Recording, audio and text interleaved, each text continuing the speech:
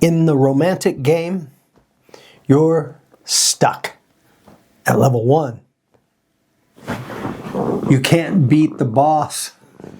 You're chasing external validation and running on the absolute exhaustion of dating app burnout.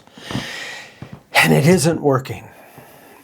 You operate under an old defensive paradigm. You are trapped behind a polite social mask, trying to think your way out of overthinking and settling for a vanilla relationship that leaves you feeling deeply disconnected. You hit what I call the intimacy ceiling. Now, when I say vanilla relationship, I'm talking about a relationship that follows the typical relationship format. If that's exactly what you want, to meet a girl, to fall in love, to move in together, to have a typical sex life, to get married, to have kids, and to live happily ever after, then by all means, pursue this kind of relationship. But in truth, typical does not mean normal. Most people have unique, oftentimes even strange, at least to people who don't have the same desires and needs. Normal people are not typical. Typical is what society says is normal.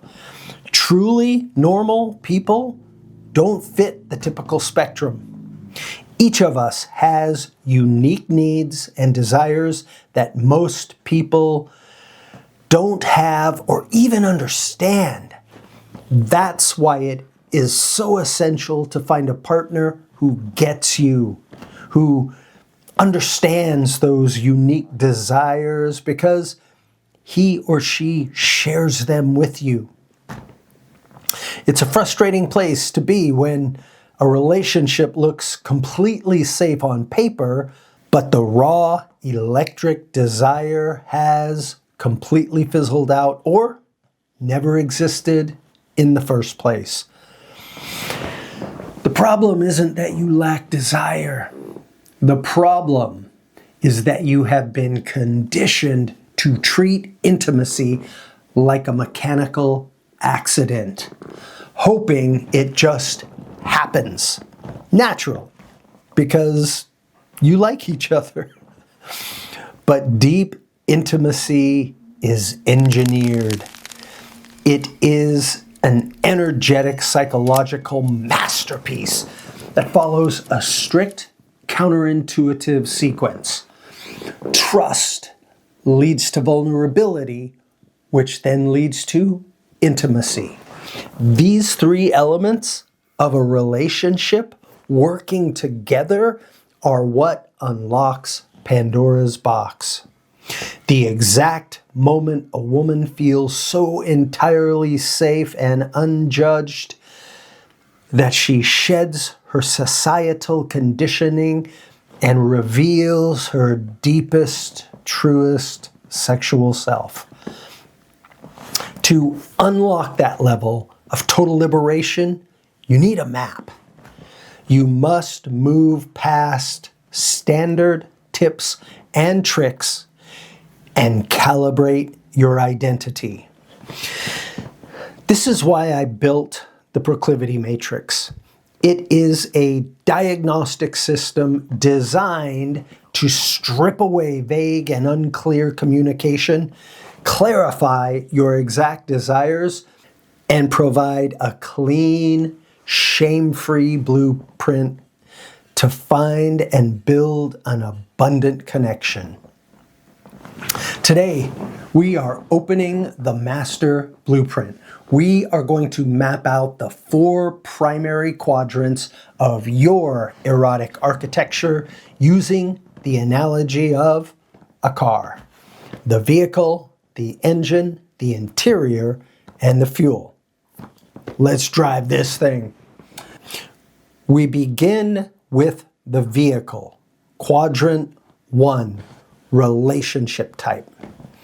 This is where we define the exact structural vehicle of your ideal relationship. Most men operate blindly by accepting whatever relationship template society hand delivers to them. But an unshakable man doesn't ask for permission. He doesn't try and fit the mold because it's normal, because it's what he thinks she wants. He defines a structure that aligns with his internal locus of control. The matrix requires you to choose the explicit design of your vehicle, your relationship type. Let's look at the spectrum of options you will map within this system. First, exclusive vehicles. This is traditional long-term monogamy. Two individuals who mutually choose dedicated, lifelong, or indefinite emotional and sexual exclusivity. This is what society calls normal. It's not normal. It's typical. There's a difference. Second, non-exclusive vehicles. Consensual non-monogamy. This shifts you into an entirely different paradigm. An open marriage or open relationship allows outside physical encounters while keeping the primary emotional bond strictly intact. Then there is the swinger dynamic, which focuses exclusively on shared recreational sexual variety with other couples and singles. Third, polyamory and relationship anarchy. If your desires lean toward forming multiple emotional and romantic connections, this is your territory. You map whether you operate in standard polyamory, solo poly, where you maintain total autonomy, without merging life structures, a multi-partner polycule, or relationship anarchy, which completely rejects standard societal labels. And fourth, nuanced arrangements. This covers monogamish structures, relationships that are mostly exclusive but allow for highly specific, pre-agreed upon exceptions. It also maps friends with benefits, grounding itself as a non-romantic, casual sexual agreement between friends. And understand this, the relationship arrangements that are non-typical, especially non-monogamous relationships, have gained enormous popularity because they are what a growing number of women desire. The ENM movement has been spearheaded by women. The objective of Quadrant 1 is absolute clarity. When you map your precise relationship vehicle, especially if it is atypical, often called designer relationships, you stop casting a wide net and start clarifying what you want early in the relationship, using radical honesty to filter out incompatibility before a more intimate connection is made. Look at the structural mismatch. If you are building a cathedral and she is building a nightclub, it doesn't matter how much you love each other, the structure will fail. You must define the vehicle first. Quadrant 2, emotional proclivities. This is the engine. Once you define the vehicle, you must understand the psychological forces that generate attraction inside of it. This is Quadrant 2, the engine. Sex is never just a mechanical act. It is an energetic, psychological masterpiece. If your emotional engines are misaligned, her biological brakes will engage and desire will stay permanently locked away. To release those brakes, you must recognize what your mind and heart require to create a safe haven. Within this quadrant of the matrix, you evaluate several critical emotional drivers. Deep intimacy and sensuality, the craving for close, profound emotional resonance and mutual vulnerability. This is me. Sapiosexuality and demisexuality. Sapiosexuality is the absolute requirement for intellectual stimulation to generate arousal. Demisexuality dictates that a deep emotional bond must be firmly established before a physical spark can even exist. Passion for novelty, a constant drive for changing routines, contexts, and experiences to prevent relational stagnation. Compersion, the capacity to feel genuine joy from knowing your partner experiences pleasure with others. Power dynamics, the desire for one partner to occupy the leading, unshakable frame while the other completely surrenders control into a space of consensual, responsive submission within the context of absolute safety. If you don't know your emotional proclivities, you will continue to try and force attraction using polite, vanilla methods. But when you map this quadrant, you begin to understand the psychological sequence required to create deep emotional connection. Quadrant 3, physical proclivities. This is the interior. Now we move from the mind into the somatic realm. Quadrant 3, the interior. This is the sensory bridge to sex. It governs how the physical body and nervous system process touch, environment, comfort, and arousal. True physical mastery isn't about standard stamina or memorized positions. It is about using clinical precision to disarm the body's anxiety and induce states of profound somatic grounding.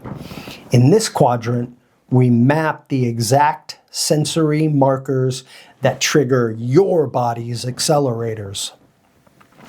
Sensuous touch and physical affection.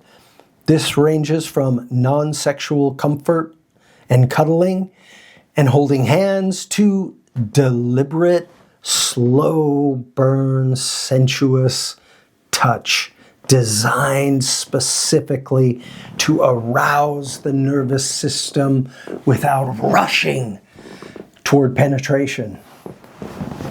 Sound, sight, and smell. These are inputs that bypass the logical brain. Oral stimulation, such as whispers, moans, and high-impact dirty talk. Visual elements like lingerie, lighting, and aesthetic architecture. And olfactory arousal, the highly carnal sensitivity to natural body sense.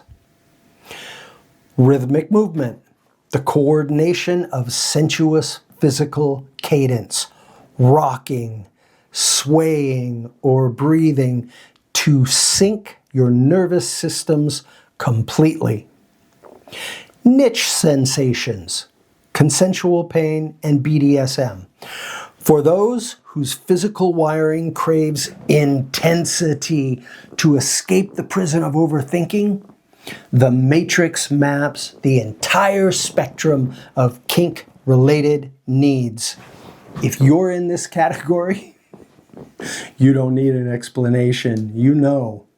I have found that an enormous amount of neurodivergent women fall into this category because the intensity of the experience helps them get out of their minds and fully into the present moment. And last, post-climax needs. What happens after the peak is just as vital as what happens before it. This subheading measures the massive spectrum between needing intense aftercare and cuddling to bond versus needing immediate solitude and space to physiologically decompress. When you can articulate your physical landscape with the calm clarity of an engineer, the element of shame vanishes. You provide your partner with a flawless blueprint of your body, and you gain the exact schematic required to navigate theirs. Quadrant 4, sexual proclivities, the fuel.